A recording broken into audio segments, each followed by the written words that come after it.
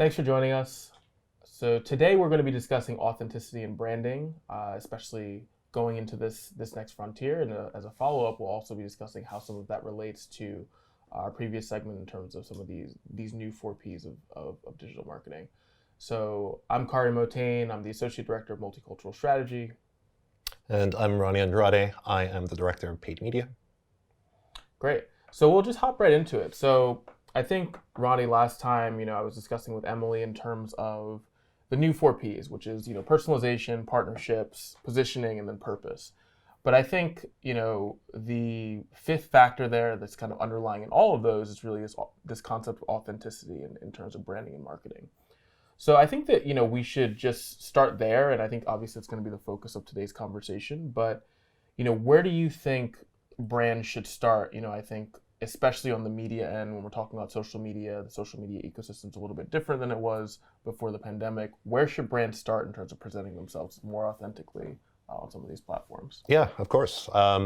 Interesting, question overall. I think right now we are in a time where I would say like social media, the channels themselves have expanded to the point where it's not just Facebook and Instagram anymore. It's not just Google anymore. It's expanding into these other channels. The growth of TikTok over the last year, for one, is I would say like the most notable one. Right. But I do think that along with that, in terms of like the growth of the channels, these channels have also required a different strategy when it comes to how we approach it, right? How do we succeed in it? And what we've noticed, it's gone more to like a native roots. Right? Like I feel like certainly the maturity of Facebook and Instagram over the last couple of years has allowed for almost the best practice sort of playbook to be enabled. But that's honestly thrown out the window when we're talking about like the Snapchats, the TikToks, the Reddits. So obviously, from a branding perspective, from like a marketer's, perspective, I think we need to certainly kind of pause for a little bit, rethink where we're at, and start seeing if our audience is there for the most part. And there's various ways of doing that, of course. There's various ways to measure affinities and make sure that our audience is there, unduplicated, should we say. But then, how does that audience react on those particular channels? Like I could, for the most part, target that same core group on Facebook, on Instagram, also on TikTok, let's say, but the way I would approach it would be certainly different. Right. Because it's also a different mindset. People are going to these platforms for various reasons. Right. So I do think having like a one, strategy approach to everything is not necessarily going to succeed anymore. We need to really think about how we're approaching all these different channels. I think that makes sense. I think especially when we take a look at TikTok as a medium, I think we were actually having a conversation before this where we were talking about how it's kind of similar to a couple of years ago we were talking about how do you best position Facebook and Instagram ads. And I think that the mistake that a lot of brands were using were just how do we reposition our ads that are typically running on television onto YouTube, onto social media in general. And I think that the mistake was often like, okay, we'll just, give our digital agency the same cut of the TV, maybe a 60-second cut if it's, a minute and a half cut, and then just see if that works. And I think that similarly, I think we're running into the area where you can't just take your Instagram ads and just move those and migrate those onto TikTok and expect them to perform.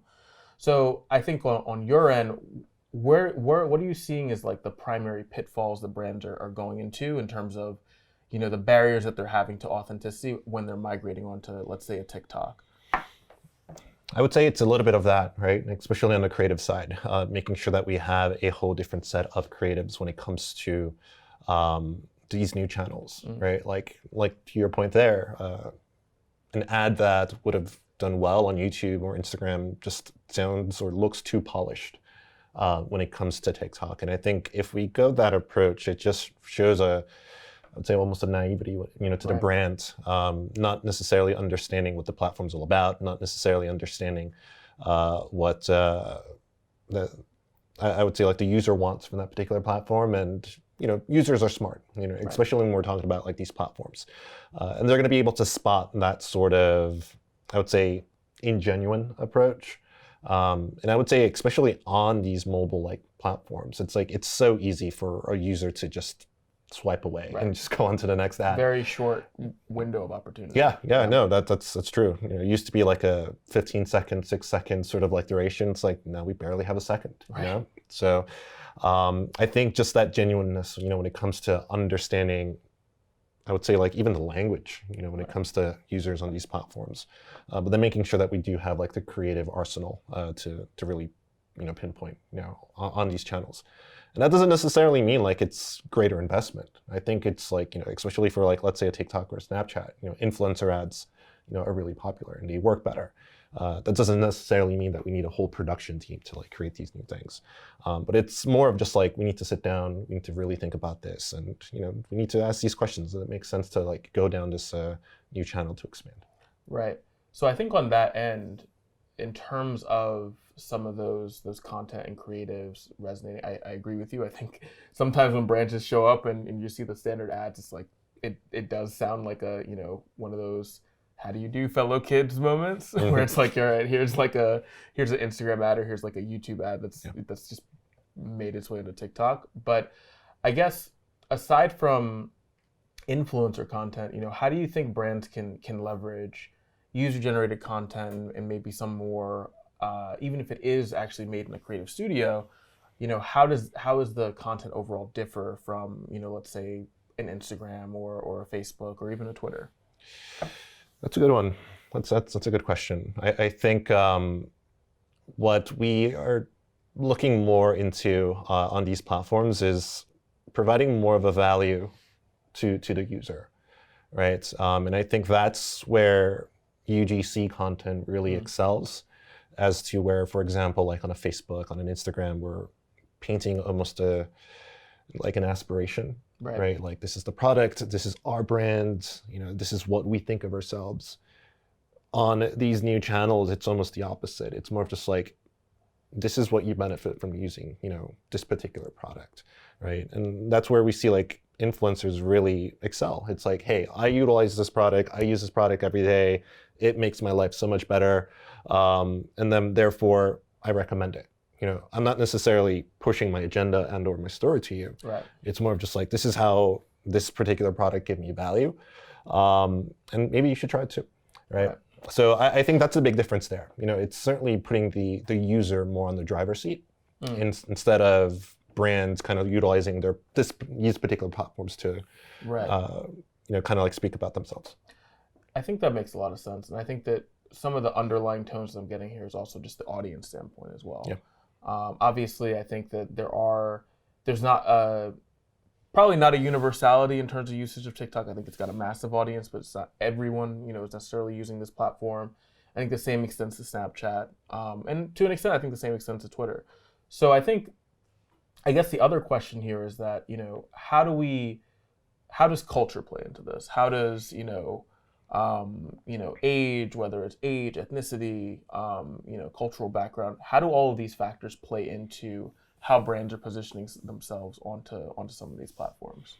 And I have some thoughts as well, so I'll share, but I'll let you give your position first. No, I think certainly when it comes to culture, I think similar to this, I think it's just like an extra layer that we need to uncover when it comes to our strategy as marketers, right? Similar to as how we are taking that extra step to expand to like these new channels. Right. We need to take the same sort of care and approach when it comes to, let's say, opening up to a specific, like, I would say like cultural base, right?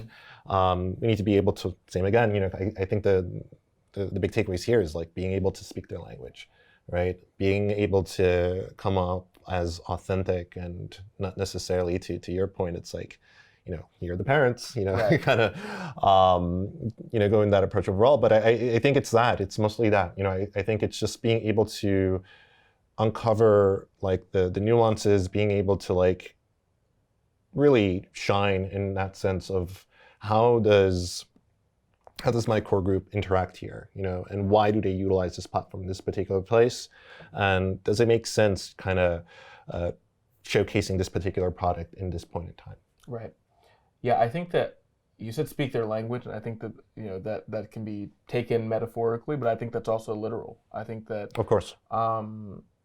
In a lot of instances now, we are running into these areas where I think, especially with TikTok, but then also just like media in general, I think there are a lot more, I would say, digital cultural centers, and I think that whether that's I would say obviously there's like cultural centers on Twitter, there are cultural centers on TikTok, there are cultural centers like in general in terms of like particular media publications like Unbothered or Black Enterprise. I think that in general there are a lot of emerging pieces of media in particular that are serving as like these cultural gathering spots. And I think that, for brands, I think that it's important for them to recognize that and also figure out ways of tapping into that. But I do think that there has to be a strategy behind it, right? It can't just be like, hey, let's just try this, Of course. So I think that's going to be a big portion of that. Yeah, I don't necessarily want to go as far as saying as it's a form of gatekeeping, but Right. there is a small aspect of that. And I do especially think it obviously really, really prominent when we're talking about Reddit. I think that's obviously the most prominent when we're talking about like specific hubs or communities. But we're noticing that these other platforms are doing similar things. So Twitter, I believe, is going to be rolling out a groups beta later this year, which is going to have that sort of almost Reddit sort of functionality in which users could go to specific areas to talk about specific things. Right. TikTok works in a similar way as well, right? Like sometimes I'm browsing TikTok and all of a sudden I'm on farm TikTok or I'm on Latino TikTok, right? And what's important there is making sure that if you are going to delve into those specific communities, you need to know the nuances, the hashtags that are involved with that, the language, and what really drives those communities as well. I think there are specific themes that really, really make sense. So if you're going to be pushing your brand in that area, you need to have a good reason why. Right. So I think, we have the census that's coming out this year. We got the first round of data. We're going to have another round of data. I think when we're taking a look at growth in general from a population standpoint, which, ends up talking about like how markets are growing as well. I think that the engines for growth, if you will, are increasingly going into more multicultural segments. So I think that, to that point, how do you feel that, I think that this becomes more of a general brand question, not just specific brands, but how do you think brands that haven't necessarily talked about this can tackle it? And I think that, we were also taking a look at some of the ways that data is kind of positioned right now and some of the holes and gaps in data in terms of actually reaching these audiences. So do you have any advice in terms of, how brands can reach these audiences? Yes. So I think the data is there. One thing that we're consciously, for example, doing here at the agency is trying to grow our arsenal when it comes to more diverse data sets. And it doesn't necessarily just start and end when it comes to data. It also comes to the inventory that we're able to tap into as well. And I think that's another portion of it as well. Contextual relevance is going to be as important to data in the next coming months, years, especially with all the limitations that we're getting from a targeting standpoint. I do think just being able to plot out almost media planner style, the specific sites that we want to focus on. So being able to grow that and making sure that there is diversity within that overall, I think is really, really important. Obviously having to ask those questions in terms of the legitimacy and accuracy of this data is really important. And for me as I would say like a marketer, I see this as just how I have approached media buying all this time, right? I think there's specific vendors out there that all they do is make sure that brand safety is top and center, and or making sure that we're targeting the right audience. For example, CTV, there's specific vendors out there that just all they do is just saying, hey, this is the audience that you targeted. We actually achieved our job by targeting 65-75% of that audience overall. So your media buy was a success, from those parameters. And I think we just need to be able to do that when it comes to multicultural as well, and making sure that we still have those same high standards that we've had for other topics such as brand safety, targetable audience, and incremental reach, and just be able to have those standards when it comes to multicultural media as well. Yeah, and I think that once you've started there, I think that the end goal was this, what we've been calling the polycultural approach, which is Yeah. how do we build this into a long-term sustainable strategy that is more inclusive and has a brand that's going to be able to resonate across, across the board. Um, and I'm glad that you brought up, some of the audience targeting data, but I think that, it does tie back more to what you were saying originally in terms of like the content and the creative, making sure that that's positioned well enough to really have that resonance. Because I think that without that, if you are going into these spaces, it's going to come across as inauthentic, right? Like Yeah. you have to make the upfront investment. I think I think that the point you made about partners is especially important. I think in the past, what we've encountered is that there was the I would say barriers that, oh well, when we talk about multicultural media, there's overall there's not a lot of reach. But I think we've seen through ourselves, through our some of the partners that we've reached out to, there are actually like hundreds, if not thousands, of minority and women-owned publications that can be invested into. And so I think that what we've done internally, and I think that more and more we're seeing this across the industry, is that having diverse supplier specifications for on the marketing side as well is really important. And I think that when folks see, hey, these advertisers are actually investing in my community and these communal spaces, that some of them may be digital, some of them may be tangible, like magazines and publications. I think that that's going to resonate a lot stronger than just having a multimedia audience target and then just running multicultural media within that. Yeah.